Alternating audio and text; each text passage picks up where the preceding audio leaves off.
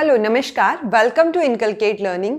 तो आज हम बात करने वाले हैं सैडलर कमीशन 1917 के बारे में। सैडलर कमीशन से पहले जो है हम फर्स्ट यूनिवर्सिटी कमीशन जो था इंडियन यूनिवर्सिटी कमीशन 1902 का वो पढ़ चुके थे। तो सैडलर कमीशन को जो है कैलकाटा यूनिवर्सिटी कमीशन के नाम से भी जाना जाता है, क्योंकि इस कमीशन को सेटअप किया गया था उस टाइम पे। ये इन्होंने सिर्फ कैलकाटा यूनिवर्सिटी की सिचुएशंस देख के और सिर्फ उसके ऊपर काम करके उसके अंडर जो सेंटर्स थे वहाँ पे घूम के तब उन्होंने जो है ये रिपोर्ट रेडी की थी। तो इसलिए इसको कैलकाटा यूनिवर्सिटी कमीशन भी बोलते हैं। लेकिन सबसे पहले हम बात करेंगे कि सैडलर कमीशन को अपॉइंट करने की ज़रूरत क्या पड़ी, यानी कि नीड क्या थी सैडलर कमीशन को अपॉइंट करने की।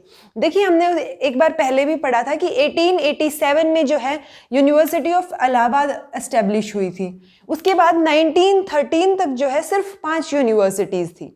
और उस टाइम पे 1916 में जो है एक ये वाइस चांसलर थे सर आशुतोष मुखर्जी यूनिवर्सिटी के। तो उन्होंने जो है पोस्ट ग्रेजुएशन इम्पार्ट की थी यूनिवर्सिटी में, कि यूनिवर्सिटी में ही जो है पोस्ट ग्रेजुएशन होनी चाहिए। 1916 की बात है ये। और उसी सिनेरियो में या उसी टाइम पे अगर मैं बात करूं तो लंदन यूनिवर्सिटी ने जो है रॉयल कमीशन की जो रिकमेंडेशंस थी वो मान के यहाँ पे जो है मॉडिफिकेशन, क्वालिटी में चेंज और वो सब जो है यहाँ पे मान ली गई थी बेसिकली रॉयल कमीशन की जो रिकमेंडेशंस थी। तो इसलिए ये जो सिनेरियो था, क्योंकि जब बाहर देश में या कहीं पे भी कुछ काम हो रहा है यूनिवर्सिटी एजुकेशन को लेके, तो ये हमारी भी रिस्पॉन्सिबिलिटी एक हद तक बन जाती है कि हम भी उस चीज़ पे काम करें।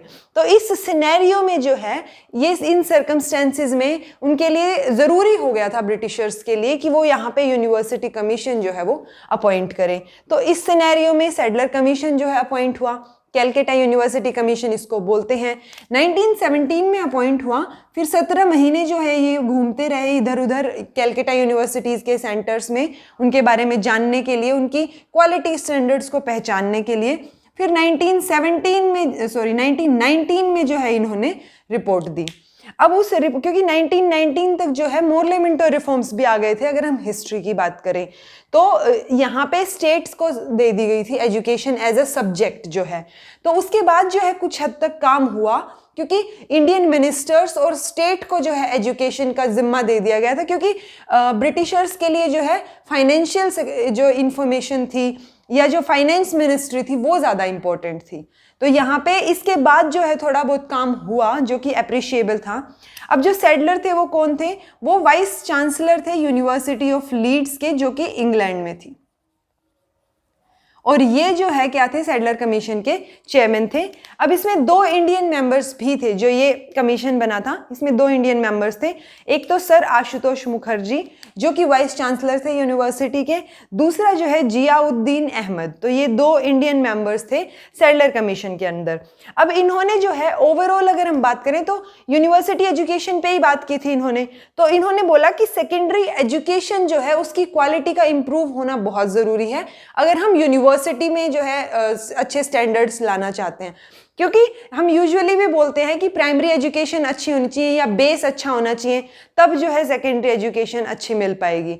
तो यहाँ पे भी वही कॉन्सेप्ट था कि सेकेंडरी एजुकेशन जो है उसके स्टैंडर्ड्स इंप्रूव होना ज़रूरी है, जिसकी वजह से जो है क्या होगा, यूनिवर्सिटी एजुकेशन जो है ऑटोमेटिकली इंप्रूव होगी, क्योंकि अच्छा स्टफ जाएगा आगे। अच्छे बच्चे जो है पढ़ाई में जो अच्छे होंगे एकेडमिक्स में, वो जो है यूनिवर्सिटी में एंटर होंगे। अब हम बात करते हैं इनकी रिकमेंडेशंस की। रिकमेंडेशन में इन्होंने जो है 12 ईयर की एजुकेशन जो है यूनिवर्सिटी में एंटर करने से पहले होनी चाहिए, ये जो है इन्होंने रिकमेंड किया था। और इसीलिए हम बोलते हैं कि 10+2+3 जो सिस्टम है आज हमारे देश में, उसका जो प्रीकर्सर है वो क्या है? सैडलर कमीशन है। तो ये क्वेश्चन भी कई बार आ जाता है कि who was the precursor of 10+2+3 system? तो सैडलर कमीशन थे वो। अब इन्होंने क्या किया था? इन्होंने इंटरमीडिएट कोर्स जो है उसकी सिफारिश की, बेसिकली उसको रेकमेंड किया कि यूनिवर्सिटी में एंटर करने से पहले, अब आप इसको प्री यूनिवर्सिटी कोर्स मान लो या इंटरमीडिएट कोर्स मान लो, तो ये कोर्स होना चाहिए, जिसकी वजह से क्या होगा?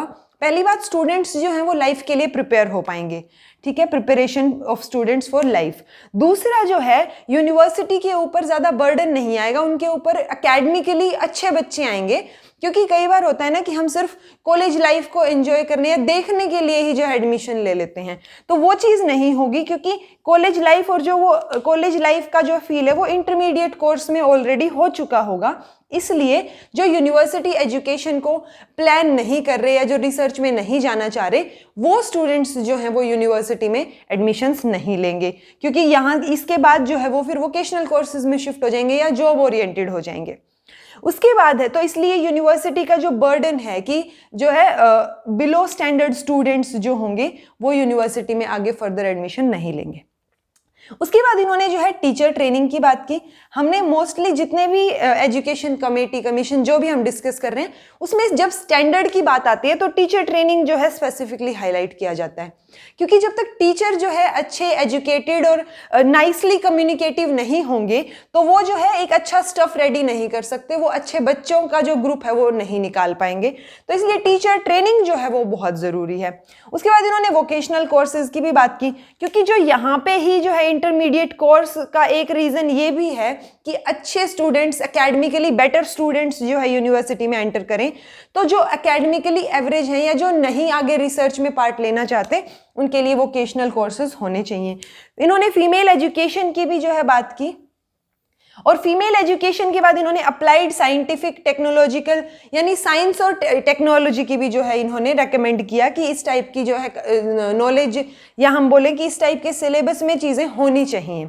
उसके बाद इन्होंने लेस रिजिडिटी की, क्योंकि जब आप इतनी सारी चीज़ें इंक्लूड करने की रिकमेंडेशन दे रहे हैं तो इन्होंने क्या किया, लेस रिजिडिटी होनी चाहिए किस चीज़ में, यूनिवर्सिटी के रूल्स एंड रेगुलेशंस में। इन्होंने सेंट्रलाइज्ड और unitary residential teaching autonomous body की जो है सिफारिश की। बेसिकली इन्होंने ऑटोनोमस इंस्टीट्यूशंस जो थे उनको एनकरेज किया, पहली बात। दूसरी बात, इन्होंने यूनिवर्सिटी को टीचिंग प्लस रेजिडेंशियल बनाने की बात कही। जब हम ये बोल रहे हैं कि यूनिवर्सिटी जो है वो टीचिंग या रेजिडेंशियल होनी चाहिए, तो क्या इससे पहले यूनिवर्सिटी में पढ़ाई नहीं होती थी? तो हमें याद है कि 1857 में 3 यूनिवर्सिटीज़, बॉम्बे, कैलकाटा, मद्रास, ये जो यूनिवर्सिटी थी ये इस्टेब्लिश हुई थी। तो ये यूनिवर्सिटी जो है वो सिर्फ एफिलिएशन, एग्जाम और डिग्री देने के लिए, यानी यूनिवर्सिटी का जो है उस टाइम तक ये 3 काम थे। सैडलर कमीशन ने रिकमेंड किया कि यूनिवर्सिटी में जो है रेजिडेंशियल पोर्शन भी होना चाहिए और टीचिंग भी होनी चाहिए। तो ये दोनों चीज़ें जो है वो सैडलर कमीशन ने रिकमेंड की। अब बात आती है कि ये जो रिकमेंडेशंस थी इनका क्या इम्पैक्ट हुआ ग्राउंड लेवल पे। तो जैसे कि हमने बात की थी कि 1919 में जो है मोर्ले मिंटो रिफॉर्म्स आ गए थे, स्टेट के हाथ में जो है एजुकेशन एज ए सब्जेक्ट चला गया था। उसकी वजह से 1920 में आफ्टर मोर्ले मिंटो रिफॉर्म्स ये बोल दिया गया था कि जो प्रोविंसेस हैं या जो स्टेट है वो सैडलर कमीशन की रिकमेंडेशंस को ऑन फील्ड, ऑन ग्राउंड जो है क्या कर सकते हैं, अप्लाई कर सकते हैं। तो जब सबको ये परमिशन दे दी गई थी, अलाउ कर दिया गया था कि आप अप्लाई कर लीजिए, तो उसके बाद कुछ हद तक इम्पैक्ट रहा। स्टैंडर्ड्स की बात करें या और जो चेंजेस रहे इम्पैक्टफुल, वो हम बात करते हैं पहले। तो एक तो इंक्रीज हो गई यूनिवर्सिटीज़ नंबर में, यानी कि जहां 1913 में सिर्फ 5 यूनिवर्सिटीज़ की हम बात कर रहे थे, तो 1930 तक जो है वो 30 यूनिवर्सिटी हो गई थी अप्रोक्स। फिर जो है टीचिंग वर्क शुरू हो गया यूनिवर्सिटी में, जो इन्होंने रेकमेंड किया था टीचिंग प्लस रेजिडेंशियल होना चाहिए। फिर जो है स्टैंडर्ड इम्प्रूवमेंट के लिए भी काम हुआ था। एकेडमिक कोर्ट जो है, एकेडमिक मैटर्स को सॉर्ट आउट करने के लिए एकेडमिक कोर्ट और यूनिवर्सिटी कोर्ट और एग्जीक्यूटिव काउंसिल जो है वो यूनिवर्सिटी में बन गई थी। उसके बाद है इस यहाँ के बाद जो है पोस्ट ऑफ प्रोफेसर जो है वो क्या हुई, ईजाद हो गई। इन्होंने जो रेकमेंड किया था, तो पोस्ट ऑफ प्रोफेसर जो है वो आफ्टर सैडलर कमीशन जो है पोस्ट, इसको डिसाइड किया गया पोस्ट को।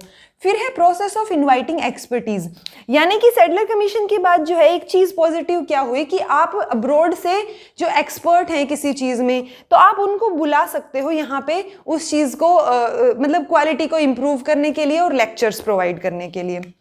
जो कैलकाटा और ढाका यूनिवर्सिटी थी उनमें डिपार्टमेंट ऑफ एजुकेशन जो है एस्टैब्लिश कर दिया गया था, और सबसे पहली बार सैडलर कमीशन के बाद फर्स्ट टाइम फोकस किया गया था स्टूडेंट वेलफेयर के ऊपर। नहीं तो यहाँ पे सिर्फ क्वालिटी तक जो है सीमित रह जाती थी चीज़ें। लेकिन पहली बार स्टूडेंट वेलफेयर की बात की गई कि स्टूडेंट्स जो है रिसर्च में क्या कर रहे हैं उन पे ध्यान दिया जाए। उसके बाद 1925 में इंटर यूनिवर्सिटी बोर्ड जो है इस्टेब्लिश कर दिया गया था। किस लिए? ताकि यूनिवर्सिटीज़ जो है वो कोऑर्डिनेट कर पाएँ, कोलैबोरेट कर पाएँ। फिर है इंटरनल एडमिनिस्ट्रेशन पे भी काफ़ी काम हुआ था। जब हम सैडलर कमीशन के बाद की बात करते हैं इम्पैक्ट्स में, तो जो यूनिवर्सिटी का इंटरनल एडमिनिस्ट्रेशन था उसमें भी इम्प्रूवमेंट हुई थी। तो ये थे हमारे सैडलर कमीशन के बारे में, ज़रूरत क्या थी, फिर रिकमेंडेशंस क्या थी और उसका इम्पैक्ट क्या रहा। अब हम बात करते हैं कि क्रिटिसिज्म क्या रहा, क्योंकि सैडलर कमीशन को कुछ हद तक क्रिटिसाइज भी किया गया। सैडलर कमीशन ने क्या बोला था कि इंटरमीडिएट कोर्स जो है वो होना चाहिए, यानी कि आप स्कूल और इंटरमीडिएट स्कूल, दो अलग अलग स्कूल्स की बात कर रहे हैं। तो इस चीज़ को जो है वो कुछ सराहा नहीं गया, क्योंकि इस जो इसकी सैडलर कमीशन की रिकमेंडेशंस थी उनको टाइम से बहुत आगे बताया गया कि अभी इनकी ज़रूरत नहीं है, आप बहुत आगे की बात कर रहे हैं। तो क्रिटिसिज्म में सबसे पहला पॉइंट ये था कि वे अहेड द टाइम, कि जो इनकी रिकमेंडेशंस हैं वो बहुत आगे की बात है, ये बहुत आगे की बात सोच के की जा रही है और अभी जो है ये एप्लीकेबल नहीं होंगी। दूसरा जो है इसमें बोला गया कि आप जो है सैडलर कमीशन की जो रिकमेंडेशंस थी, आप यूनिवर्सिटी ऑफ कैलकाटा को, या फिर हम बात करें कि जो इंडिया की यूनिवर्सिटीज़ हैं उनको आप कैम्ब्रिज और ऑक्सफोर्ड के जो है लेवल पे लाना चाह रहे हैं। स्पेलिंग देख लेना, हाँ ठीक है।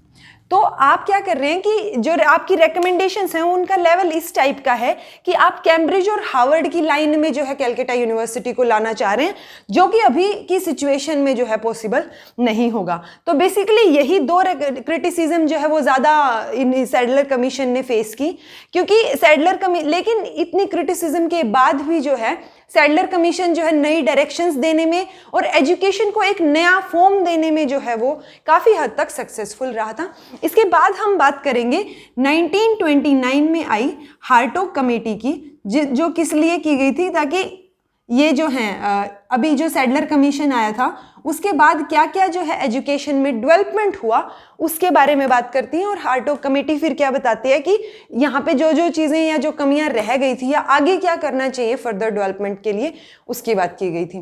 तो चलिए फिर मिलते हैं नेक्स्ट वीडियो में हार्टोग कमीशन के साथ। और अगर आपको ये वीडियो इन्फॉर्मेटिव लग रहा हो तो लाइक कीजिए, शेयर कीजिए और सब्सक्राइब कीजिए इनकलकेट लर्निंग को। Thank you so much for watching.